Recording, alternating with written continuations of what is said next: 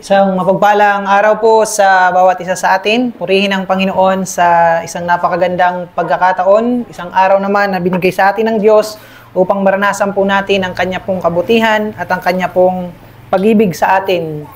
Patuloy po na nararanasan natin mga kapatid ang walang sawang pagkalinga sa atin ng Panginoon.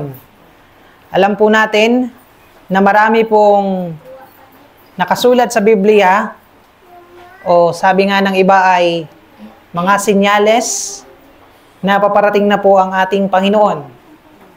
At unti-unti ito po ay nagaganap na sa ating kapanahunan ngayon. Marahil ito'y naganap na rin ng mga unang kapanahunan, pero mas marami ngayon. Kaya nga po mga kapatid, isang paalala po sa atin na habang tayo po ay nagpapatuloy sa pananampalataya, kailangan po mas lalo tayong maging masigasig, mas lalo po tayong maging mapagbantay, at mas lalo po nating hanapin ang kalooban ng ating Panginoon. Amen po ba? Amen. Sa panahon ngayon, marami po ang mga distractions. Maraming mga nakakaagaw ng atensyon natin mula doon sa kalooban ng Panginoon. Okay. Imbis na gagawin natin kung ano yung kalooban ng Panginoon, ang nagagawa po natin ay maaring taliwas doon sa kalooban niya. Dahil nga po sa napakaraming mga bagay na iniisip natin, mga gusto natin gawin, gusto natin maabot. Ang dami. Kaya nagiging distraction ito para sa atin. Ganun pa man po mga kapatid, katulad po ng ating mga napag-usapan ng mga nakaraan, tayo po ngayon ay nasa series po ng Book of Romans. Ang ating pag-uusapan ngayon ay nasa Romans chapter 1, verse 9 and 10. So kung meron po kayong mga Biblia ay pwede nyo pong buksan sa Romans chapter 1, verse 9 and 10. So ano yung sinasabi ng Book of Romans? Tingnan po natin mga kapatid.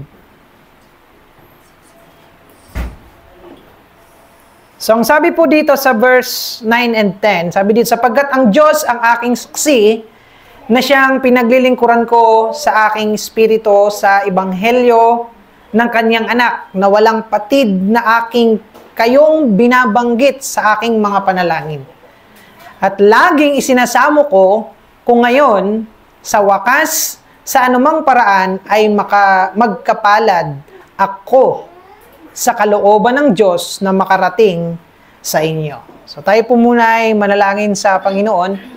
Manaming banal at makapangyarihan sa lahat, maraming salamat po sa araw na ito. Muli ang inyo pong mga salita ang patuloy na magbigay po sa amin ng inspirasyon at kalakasan sa amin pong espiritual na pananampalataya at patuloy, Panginoon, na patatagin ang pundasyon ng amin pong saligan ng pagtitiwala at pananampalataya sa iyo. Salamat, O Diyos, na Ikaw ang Panginoon na malayang kikilos sa aming kalagitnaan at patuloy na Ikaw po ang siyang magbukas ng aming puso at isipan at ang anumang aming mapapakinggan, Panginoon, ay dumiretso sa aming puso at ito'y aming maisagawa, Panginoon. Maraming salamat po, purihin ka, dakilain ka. Ito ang panalangin namin sa pangalan ni Jesus. Amen. Amen. So ngayong araw na ito mga kapatid, ay atin pong pag-uusapan ang tungkol po sa sulat ni Apostol Pablo sa mga taga-Roma. Ang pamagat po ng aking mensahe ngayong araw na ito ay yung paghahanap ng daan sa kalooban ng Diyos. Paghahanap ng daan sa kalooban ng Diyos. Ibig sabihin, ito ay mayroong kaugnayan doon sa tinatawag nating kalooban ng ating Panginoon para sa atin. May mga nagtatanong, kadalasan ito po, sabi nila sa kanilang mga tanong, ito yung kanilang sinasabi, ano kaya ang kalooban ng Diyos para sa aking buhay? Kahit sinong Kristiyano, maaring ganito ang katanungan. Sino o ano kaya ang kalooban ng Diyos sa aking buhay? So, sino ba namang maka-Diyos ang hindi pa na itatanong ang ganitong bagay? Ikaw bilang isang mananampalataya, naitanong mo na ba ito sa iyong sarili? Nahapot mo na ba ini sa imo sa diri? Na nano ang kalooban sa mahal na Diyos sa ako buhay? O baka naman laging ang tanong lang na nasa atin everyday is, paano naman kaya ako makasurvive sa araw na ito? Paano na naman daw ang bayaran ko? Paano na naman daw ang pagkaon ko? Paano na naman kaya ang mga bagay na ito? Ano naman kaya ang gagawin ko ngayong maghapon? Okay? Kung tayo po ay isang maka-Diyos o isang Kristiyano, hindi po dapat ganun ang tanong natin araw-araw, puro mga pangsarili. Kundi, ano ang kalooban ng Diyos para sa aking buhay ngayong araw na to? Alam niyo po mga kapatid, karaniwang naiugnay maging sa mga pang-araw-araw po na bagay ang kalooban ng Diyos. Maaaring sa trabaho, sa tirahan, at sa kung ano-ano pa, sa pag-aaral, sa karir, sa pagninegosyo, lahat. So ngayon ang tanong mga kapatid, paano tayo mamumuhay ng ayon sa kalooban ng Diyos? Binanggit po ng ating apostolo, si Apostol Pablo, doon sa mga taga-Roma, yung kanya pong hangarin. Yung kanyang hangarin na mamuhay ayon sa kalooban ng Diyos. Habang siya po ay nagpaplano na bumisita dun sa mga kapatid na nasa Roma, habang nananalangin siya ukol sa mga planong iyon, nandun yung kanyang desire na talagang mamuhay ng ayon sa kalooban ng Panginoon. Sapagkat sinabi niya nga doon na sana makahanap ng daan sa kalooban ng Diyos na makapunta ako diyan. Di ba? Na makapunta ako diyan. Hiningad po yun ni Apostol Pablo. At hindi lang po yun, pag binasa po natin yung Romans chapter 15 verse 32, sabi pa nga niya doon mga kapatid, ang sabi niya po doon ay, upang sa pamamagitan ng kalooban ng Diyos, ako'y makarating sa inyo na may kagalakan at ako'y makapamahinga sa inyo. Lagi niyang binabanggit yung kalooban ng Diyos. Kung loloobin ng Panginoon, ako'y makakarating sa inyo na mayroong kagalakan. At ako'y makipamahinga sa inyo. Pag tiningnan po natin, ang gustong iparating ni Apostol Pablo, hindi niya sinasabing, ay basta pupunta ako dyan, ako bahala. Wala siyang ganon. Kundi ang sabi niya ay, sa pamamagitan ng kalooban ng Diyos. Apostol na ito na nagsasalita ha. Kinausap na ito ng Panginoon personal, ng Panginoong Hesus mismo. Pero hindi niya sinasabi na, basta akong bahala, kung ano yung gusto ko, mangyayari yan. Basta gagawin ko to, akong bahala. Hindi, palagi niyang sinasabi na kung ito ay ayon sa kalooban ng Diyos. Lagi niyang ini-involve ang Panginoon. Amen po ba? Sa kahit napakaliit na area ng kanyang buhay. Amen po ba? Kaya nga po yung tanong natin kanina, kung tayo po ay mga Kristiyano, sa buhay po natin, pagkagising natin, itinatanong ba natin, ano ba Lord ang gusto mong gawin ko ngayong araw? O baka naman paggising mo pa lang, Jesus, grabe na naman ang bayadan ko. Adlaw na naman sa tuition, araw na naman ng bayaran sa kuryente, bayaran sa tubig, bayaran sa kung ano-ano, araw na naman na ma-stress na naman ako sa trabaho, ganito, ganyan. Ano ba to? Okay? Baka, minsan, na-overwhelm ka na ng mga bagay-bagay, hindi pa nga nagsisimula ang araw mo. Hindi pa nga nagsisimula ang iyong araw, na-overwhelm ka na. Kung ikaw po ay isang mananampalataya, ganun po ang dapat na maging ugali natin. Ano yon? Yung sa araw na ito ay mag-pray tayo o sabihin natin na, Panginoon, sinusuko ko po sa iyo ang araw na to, ano po ang iyong kalooban para sa akin. Okay. Alam niyo po mga kapatid, ang sinabi ni Pablo ay nagbibigay po ng pagkakataon upang pagnilayan ang tungkol sa kalooban ng Diyos. Pagnilayan ang tungkol sa kalooban ng Diyos. Lalo na kung paano natin ito matutukoy para sa ating sariling buhay. Meron pong mga aspeto ng kalooban ng Diyos na kung saan ay kanya pong ipinahayag. Okay? So tingnan natin yung mga aspeto ng kalooban ng Diyos. Ang unang aspeto ng kalooban ng Diyos ay ipinahayag na kalooban ng Diyos. Ito yung will ni Lord, ito yung gusto niya, at ito ay kanyang ipinapahayag.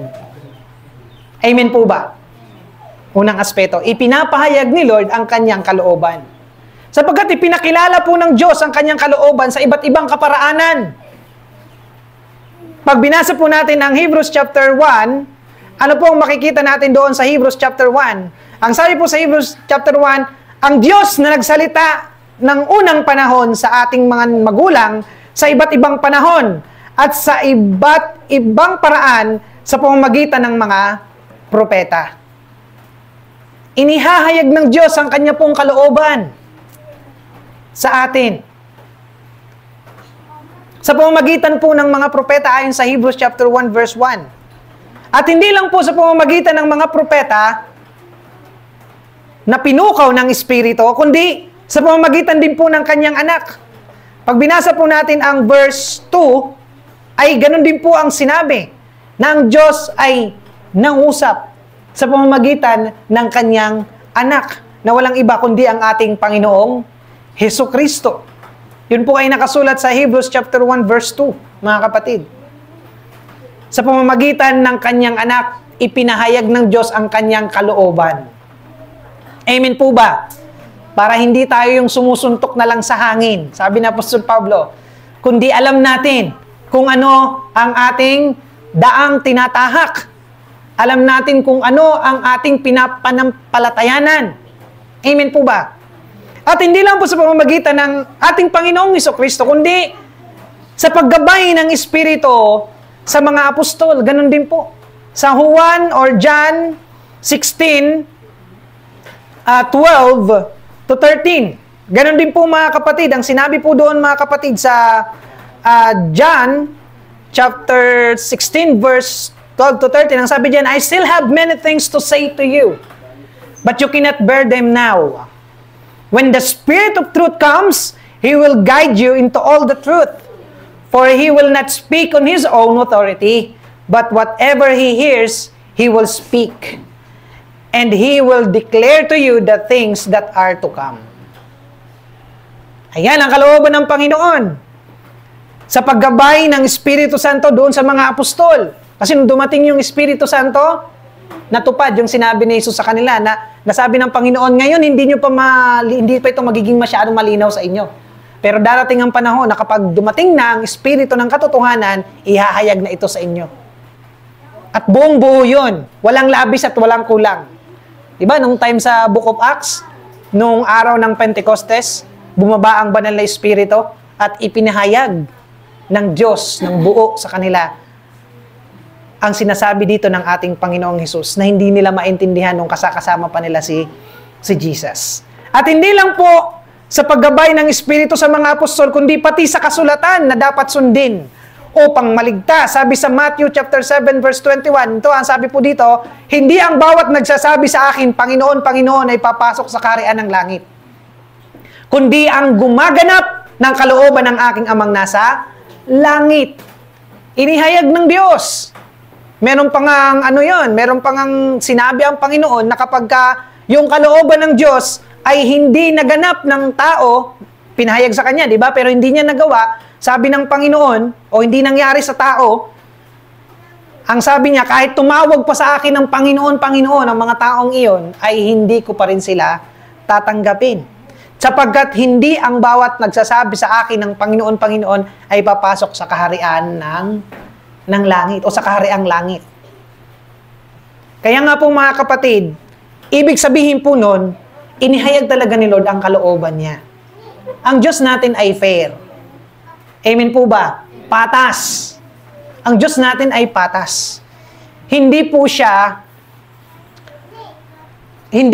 manlilinlang at lalong-lalo na wala kang maidadahilan sa Kanya. Dahil patas ang Diyos. Amen po ba? Inihayag na niya ang kanyang kalooban sa atin. Ngunit, marami pa rin ang sinasabi ng Panginoon na sa darating na panahon, ay kahit tumawag sa kanya ng Panginoon, Panginoon, ay hindi pa rin niya tatanggapin. Sapagkat ang sabi niya, kundi ang mga gumaganap ng kalooban ng aking amang nasa langit. Yun po yung unang aspeto ng kalooban ng Diyos. Ipinapahayag niya po sa atin. Hindi niya isinisikreto. Amen po ba?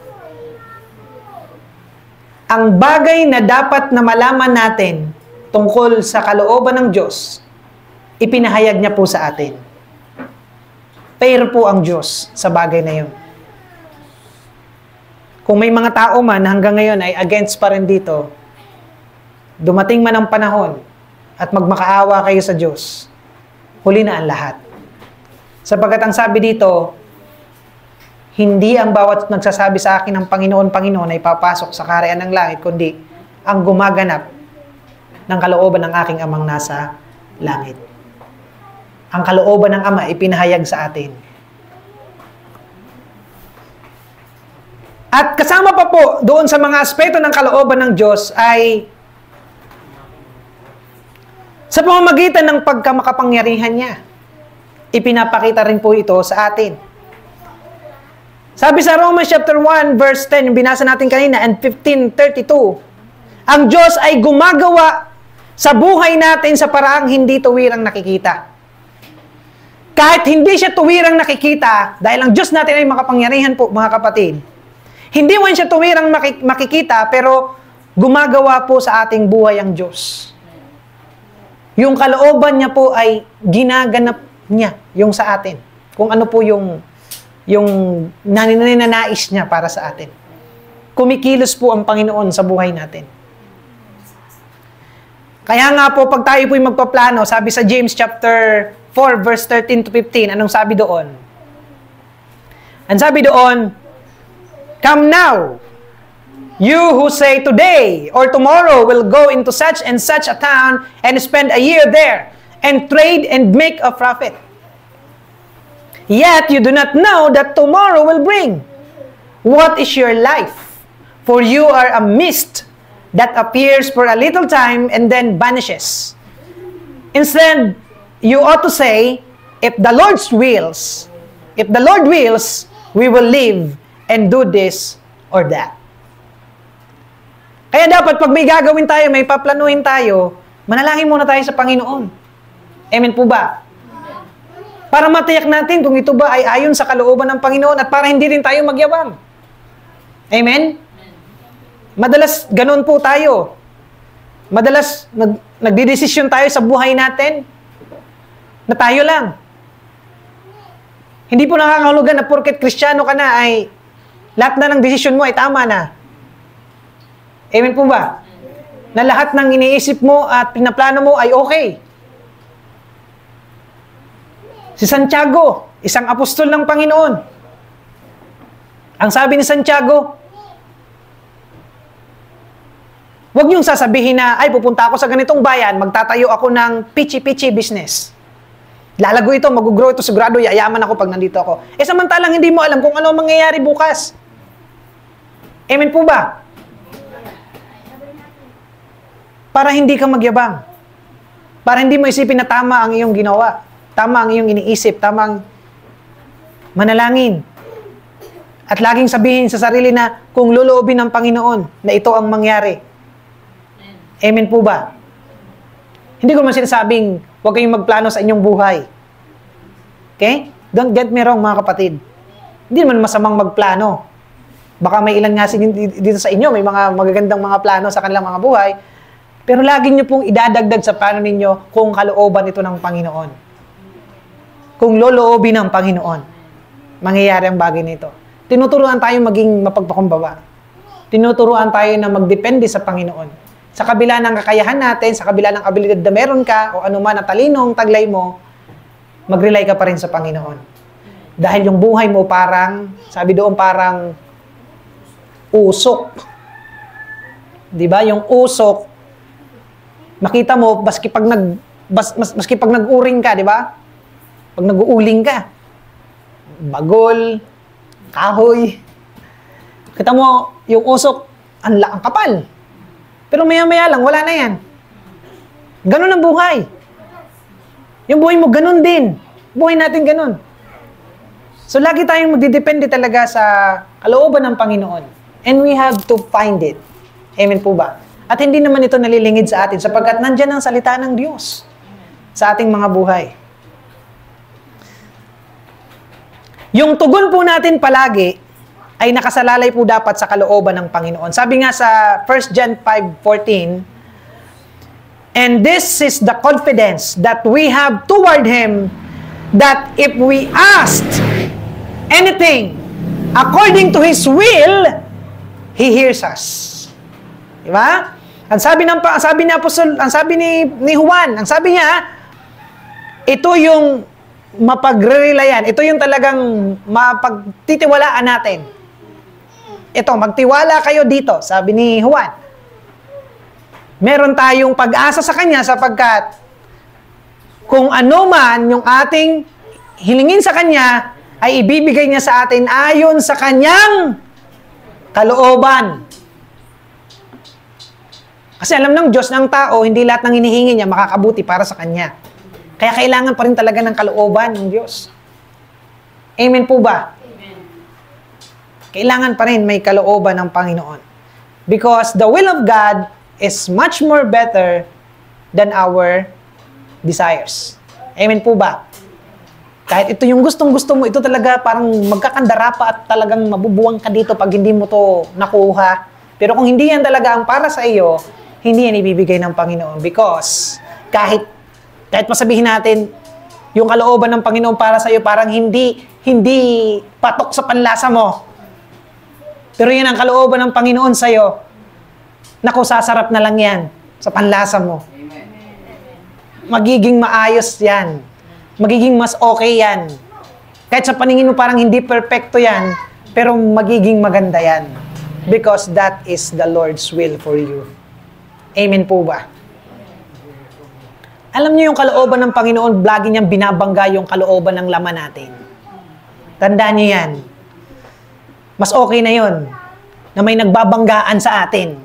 Na nagkakaroon tayo ng struggle, nagkakaroon tayo ng battle. Mas okay yon kaysa dun sa carried away ka lang lagi sa laman. Tama po? Kaya kung may struggle ka man at meron kang parang nahihirapan ka, mapalad ka kapatid, humiyaw ka sa tuwa. Dahil ibig sabihin yan talagang yung spiritual na bagay sa'yo, di ba? Yung spiritual na side mo ay talagang active.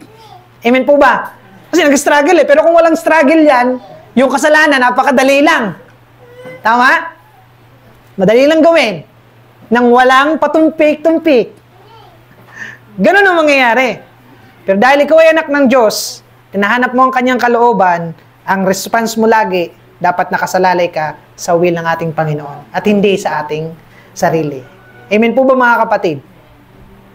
At lagi po nating tandaan, ano po, na minsan ang kapahintulutan din naman po ng kalooban ng Panginoon ay nangyayari din.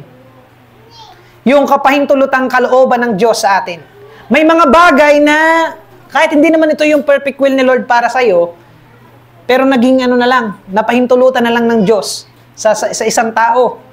Kasi may mga bagay na pinapayagan ng Diyos na mangyari kahit hindi ito kaaya-aya sa Kanya. Oo, may mga ganon na pinahintulutan niyang mangyari kahit hindi ito kaaya-aya sa Diyos. Yan po ang katotohanan. Pinahihintulutan niyang magkasala po ang tao. Di ba? Kaya ang tanong ng iba, bakit nan may evil pa rin? Kung may Diyos, bakit may evil? Kung may Diyos, bakit marami pa rin yung addict sa droga? Bakit nandun pa rin yung kriminalidad? Bakit mahirap palang Pilipinas? Bakit baha? Bakit ganito? Bakit ganyan? Bakit bumabagsak ang ekonomiya? Bakit ang daming mahirap? Bakit yung mga nasa third world country, na karamihan ay mga relihiyoso pa, ay pobre? Alam niyo po mga kapatid, ang sagot po doon sapagkat pinahintulutan po ng Diyos na magungo ng tao sa kanyang kasalanan, kaya yun ang naging mga resulta. Sino yung mga taong nakakadagdag ng pagtaas ng antas ng kriminalidad? di ba yung mga taong ayaw sumunod sa Diyos? At dahil doon, ang tao ay nagkasala sa Diyos. At ang resulta ng kasalanan nila, ayun.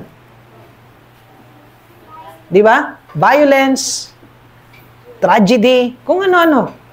Na minsan, yan po ay pinahintulutan ng Diyos. Pinahintulutan ng Diyos. Kahit hindi yan kaaya-aya sa Kanya. Kahit pikit mata. Kung sa atin ng mga tao, pikit mata tayo. Alam niyo yung pikit mata? Yung gagawin mo isang bagay, nakapikit yung mata mo kasi labag sa kalooban mo eh. Hindi kaaya-aya para sa'yo, pero gagawin mo eh. Dahil yun na ang nandun na eh, kasi nandyan na eh. Wala ka nang magagawa. So, ang Panginoon naman, alam natin, ang Diyos natin may magagawa, pero kung bakit yun inihahayaan ng Panginoon? Para po makita ng tao kung ano ang buhay nang wala siya.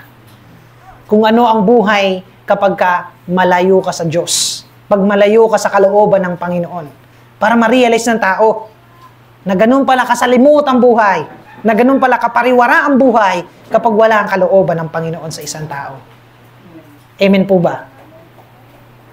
Kaya pinahintulutan ng Panginoon na mangyari minsan mga bagay na yon. In Acts chapter 17, verse 30 to 31, ang sabi doon, ang mga panahong kahangalan ay pinalilipas nga ng Diyos. Datapwat ngayon, ipinag-uutos niya sa mga tao na magsisi silang lahat sa lahat ng dako.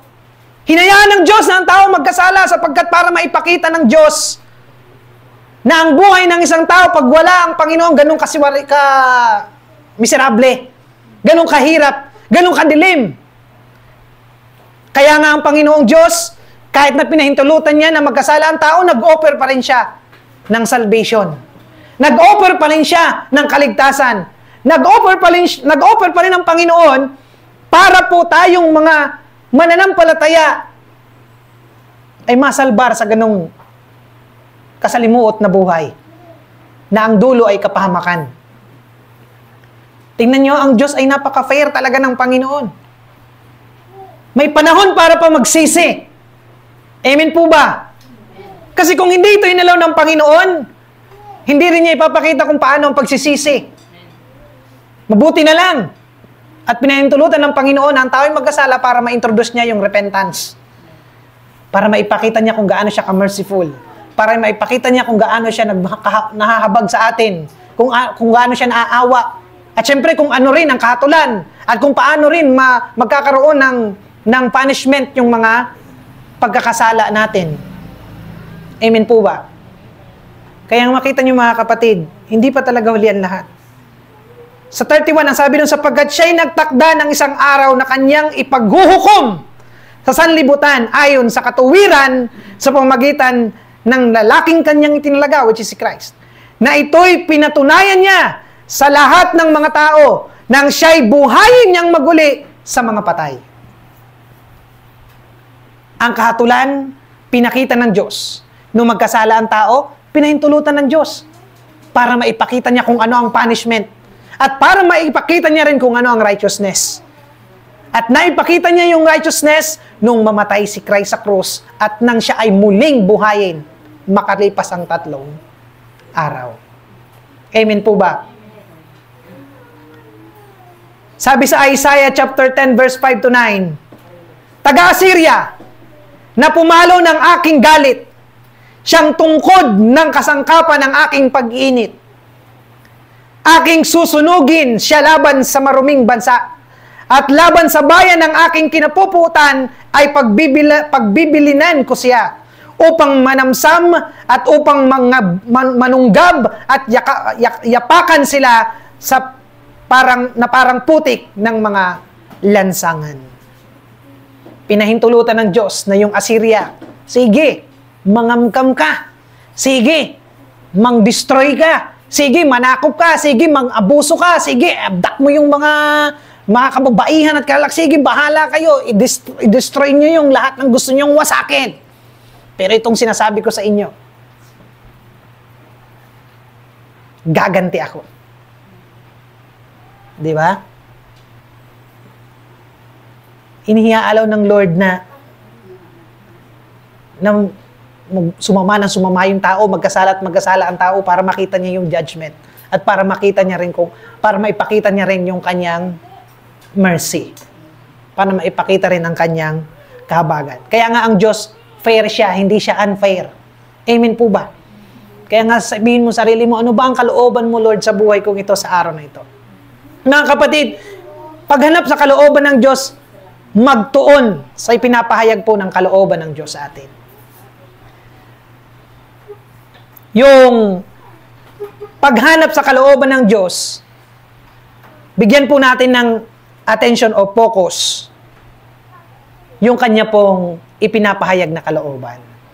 Nabanggit natin kanina na ipinahayag na ni Lord ang kanyang kalooban sa pamamagitan ng mga propeta noong unang panahon, sa pamamagitan ni Christ, sa pamamagitan ng mga apostol, sa pamamagitan ng mga ng banal na espiritu na narito sa atin.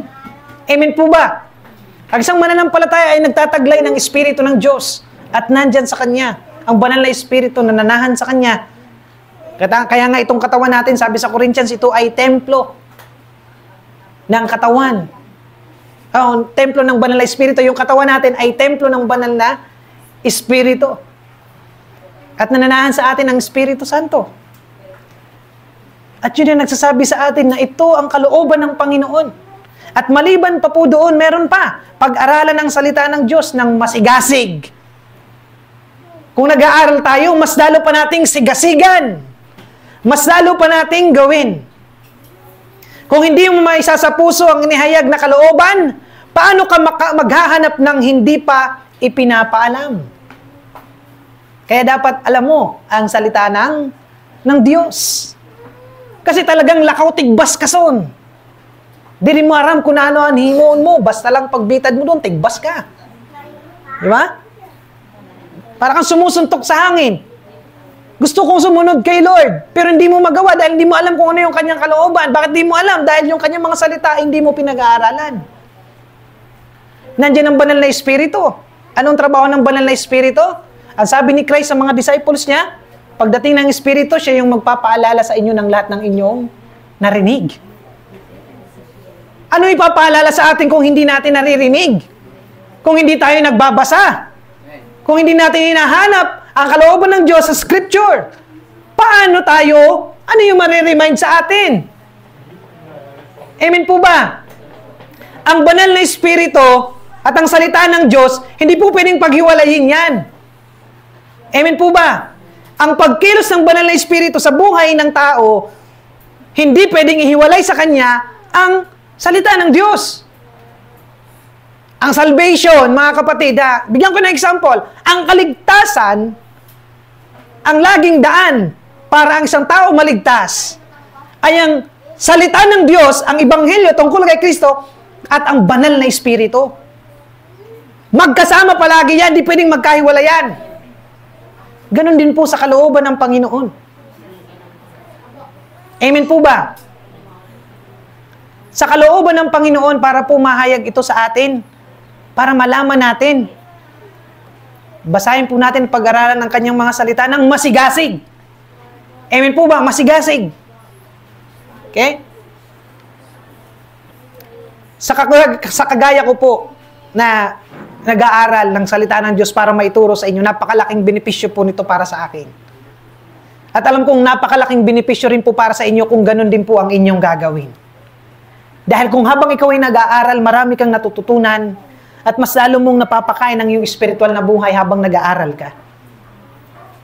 Amen po ba? May anak ako, may asawa, may trabaho. Pero kailanman hindi ko po winaglit sa aking schedule, sa aking oras, ang pag-aaral po ng salita ng Diyos. Hindi dahil sa ako ay nangangaral, kundi dahil sa ito ay bahagi ng aking buhay. At nawa maging ganun din po sa inyo mga kapatid. Sa Proverbs chapter 11 verse 14, sabi dito, where there is no guidance, a people falls. But in an abundance of counselors, there is safety. The way of a fool is right in his own eyes, but a wise man listens to advice. Sa kalooban ng Panginoon, hindi po masamang humingi ng payo sa iba. Lalo na yung mga taong puspos ng Espiritu Santo. Huwag kang maghingi ng advice doon sa alam mong hindi ka bibigyan ng tama at hindi naman puspos ng Espiritu Santo. Dapat yung mga hihingan mo ng payo ay yung mga guided by the Holy Spirit, guided by the Word of God. Siyempre sa kapatid mong Kristiyano rin. Tama? Pagdating sa, basta hanapin mo yung kasi may Kristiyano minsan na hindi mo rin talaga malapitan.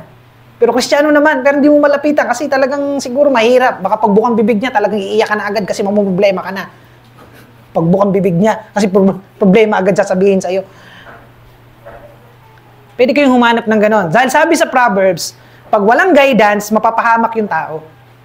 Pero yung maraming tagapayo, tiyak na may safety.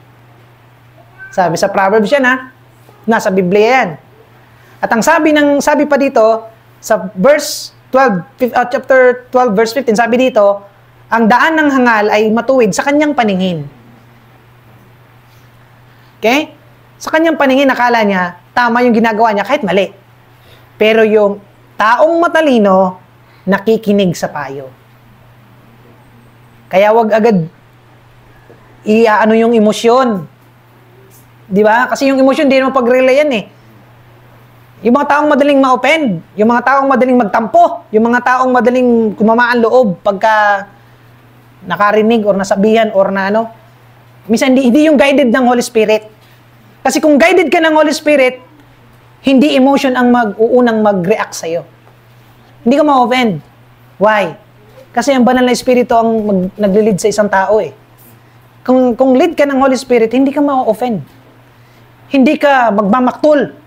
Hindi ka magtatampo. Hindi sasamahan loob mo pag naka-receive ka ng correction. Why? Dahil ang Holy Spirit ang nananahan sa'yo. Pero kung emotion ang pinapauna mo ay body, magsimba ka sa masunod na 2028, hulatan mo muna na magpresidente si Kuan. Saka ka palang ma-church. Kaya grabe ang kasensitiban mo. So, wag pong nating hayaan na ang mag-guide sa atin yung emotion natin, dapat yung banal na espiritu. Kaya nga hindi masamang maghingi ng advice sa iba, sa kung ano ba ang dapat na gawin ko sa aking buhay. Dahil ako po ngayon ay isang Kristiyano na. Mahirap maging Kristiyano, hindi madali. Alam ba natin, madali maging Kristiyano? Kung ang sasabihin mo lang ay pagiging Kristiyano ay pagiging mayaman, parang madali lang pala para sa iyo yung ganun. Kaya sabi mo, mayaman naman ako, may pera ako, Kristiyano ako Kaya madali lang ang buhay. Ang pagiging Kristiyano, hindi lang po yung may pera ka. Ang pinakamatinding laban ng isang Kristiyano, yung pakikibaka niya sa kasalanan araw-araw. Yan ang pinakamatinding laban niya sa buhay. Kaya huwag siyang magsasabi na hindi mahirap.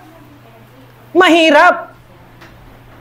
Pero gumagaan, nagtatagumpay, nagiging successful tayo, nagiging victorious tayo, because God is with us. Dahil narito ang Panginoon sa atin, at narito ang kanyang mga salita. Amen po ba? Kaya tayo ay nagtatagumpay. At mga kapatid, huwag po natin kakahilimutan na humingi ng karunungan sa Diyos. Sabi nga sa James 1:5-8, if anyone of you, or in any of you, lacks wisdom, let him ask God, who gives generously to all without reproach, and it will be given him. But let him ask in faith, with no doubting. For the one who doubts is like a wave of the sea that is driven and tossed by the wind. For that person must not suppose that he will receive anything from the Lord. He is a double-minded man, unstable in all his ways. Kung kulang ng karunungan, sabi ni Santiago, humingi kayo sa Diyos. Huwag kayong magalinlangan. Kasi pag nagalinlangan kayo, para kayong alon na tinatangay ng hangin. Di mo maaraman kung mapa ka rin. Huwag po tayong maging ganon. Tinatawag na double-minded. Diretso sa kagurangnan. Amen po ba? Ganun po tayo sa Panginoon. Ang karunungan ay tumutulong sa pagtimbang at paggawa ng tama. Kaya humingi ng karunungan sa Diyos para matimbang natin kung ano ang tama. At sa panguli po natin mga kapatid, ipaubaya ang lahat sa ating Diyos. Sabi sa Psalms 37, Verse 5 to 6, anong sabi po doon? Commit your ways to the Lord. Trust in Him, and He will act. He will bring forth your righteousness as the light, and your justice as the noonday. Kaya nga po napakainam na sinasabi po ng salita ng Diyos na ipaubaya po natin sa Diyos ang lahat, sapagkat pag pinagpaubaya natin sa Lord ang lahat ng gusto, ng plano, ng mga ninanais natin, pagkatiwala natin sa Kanya, hindi tayo makakagarantiya na 100% gagawin ni Lord ang mga gusto natin, pero bibigyan na tayo ng liwanag. Bakit liwanag? Kasi baka dun sa mga hinihingi mo, kadiliman pala yun, nasa kadiliman pala yun. O si Lord ang magbibigay ng liwanag sa atin. Para mas lalo nating matunghayan ang pinakamainam at pinakatapat na kalooban ng ating Diyos sa ating buhay. Isama po ang Diyos sa pagpaplano. Kasi po, ipinapahayag man o sa pamamagitan man ng kapangyarihan ng Diyos, isama po natin ang Lord sa lahat ng plano po natin sa ating buhay.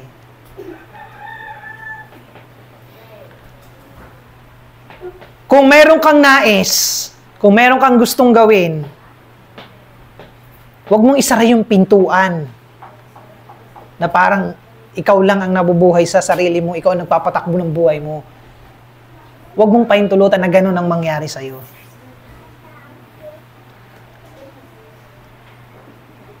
Hanapin mo at lingapin ang kalooban ng Diyos. So iba pang mga dapat na isaalang-alang mga kapatid, ang Diyos ay hindi po gaya ng tren na marami siyang daang maaaring tahakin. Ang Diyos po ay ano po siya? Ang Diyos po natin ay, kasi yung tren baga, may release yan eh. Isa lang yung tinatahak. Pero ang Diyos hindi po siya tren. Kasi po ang Diyos talagang maraming kaparaanan. Amen po ba? Hindi mo mabibilang ang kayang gawin ng Panginoon na kapamaraanan.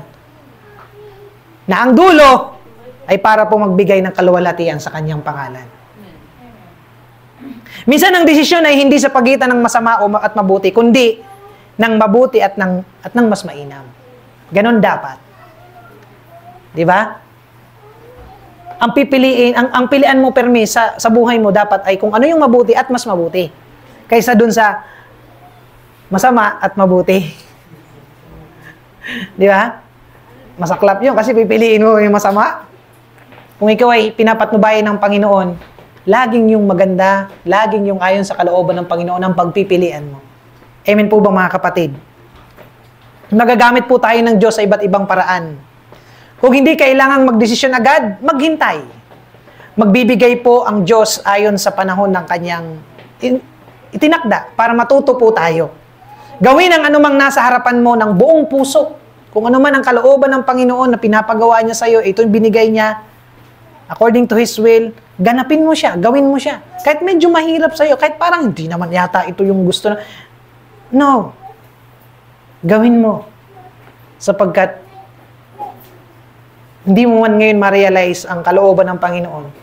Pero at the end of the day, makikita mo na sa lahat ng ginagawa natin para sa Lord, may purpose po ang Panginoon. Sa Colossians chapter 4 verse 14, sa last verse na ito, sabi dito, Epaphras, who is one of you, a servant of Christ Jesus, greets you, always struggling on your behalf in his prayers, that you may stand mature and fully assured in all the will of God. Tumayo ng ganap sa buong kalooban ng ating Panginoon. Lalo na sa inihayag niyang mga kalooban po sa atin, pati na rin hanggat maaari sa pamamagitan ng kapangyarihan at pahintulot ng Diyos, si Epaphras at ang ating Panginoon ay magandang halimbawa. Nagturo sa atin, sabi doon, manalangin, matupad nawa ang iyong kalooban dito sa lupa gaya ng sa langit, yung sa prayer ni Jesus. Kaya nga nanalangin ng may pagpapasakop, hindi ang kalooban ko, kundi ang kalooban mo. Yun ang panalangin ng ating Panginoon. Sa Matthew 26 verse 39 to 42. Mga kapatid, tayo po ay magsipagtayong lahat, tayo po ay manalangin sa Panginoon.